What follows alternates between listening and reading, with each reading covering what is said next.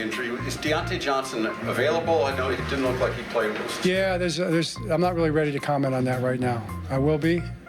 Just don't have enough information right now to talk about that.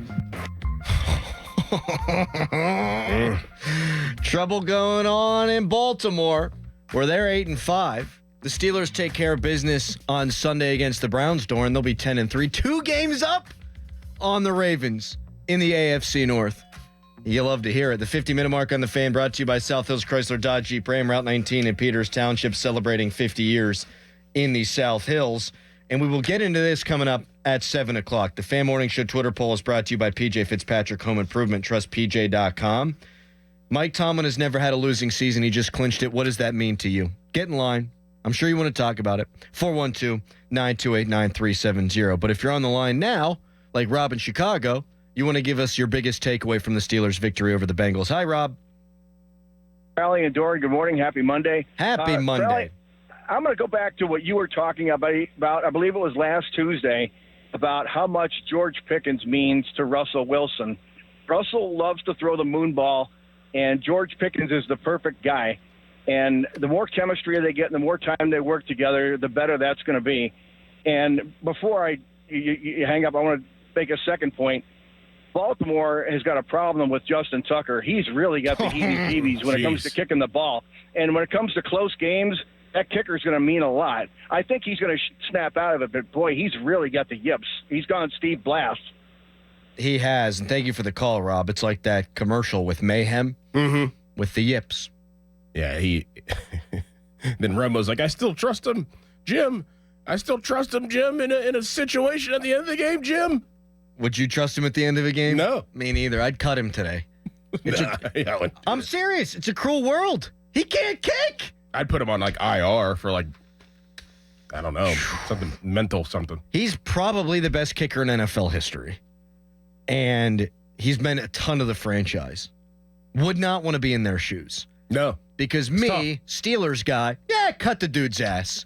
For them, it's more complicated than that. Yeah, you got to ride with him. Like, you have to show faith in him or he's just going to even go into a deeper hole. Because if you and then you start going for it in certain situations because he does have that, then he's never going to get his confidence back. And that is a tough situation to be in. 2 for 4 yesterday and missed an extra point. Missed 2 against the Steelers. Missed 1 in a loss against the Browns. Missed 1 against the Cowboys. Missed 1 in a loss against the Raiders. Missed 1 in a close game that you could have won against the Chiefs. He is 19 out of 27 this year. His percentage is 70.4. Wow.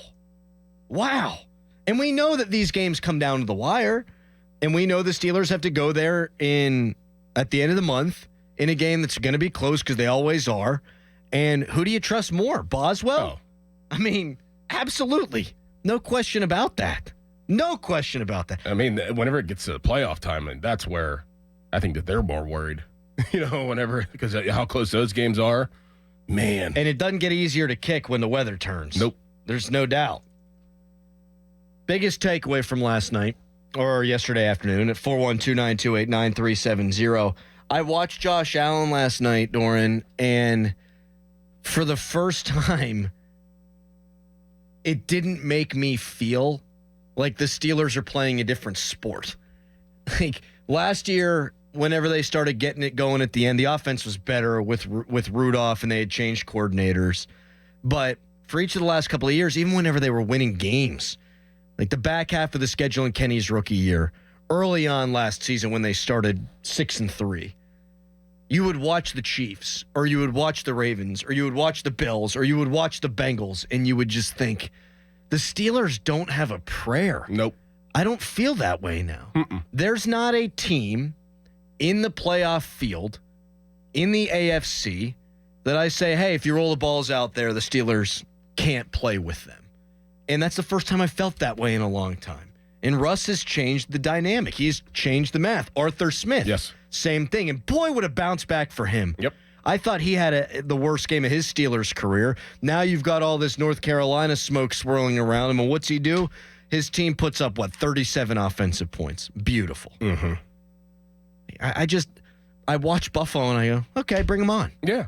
Doesn't mean they're going to win. Right. Doesn't mean I pick them to win. You definitely feel better And that does have a lot to do with having a legit quarterback and having a competent offensive coordinator. Yes. Like, that's all that was missing. Go get that number 2 seed.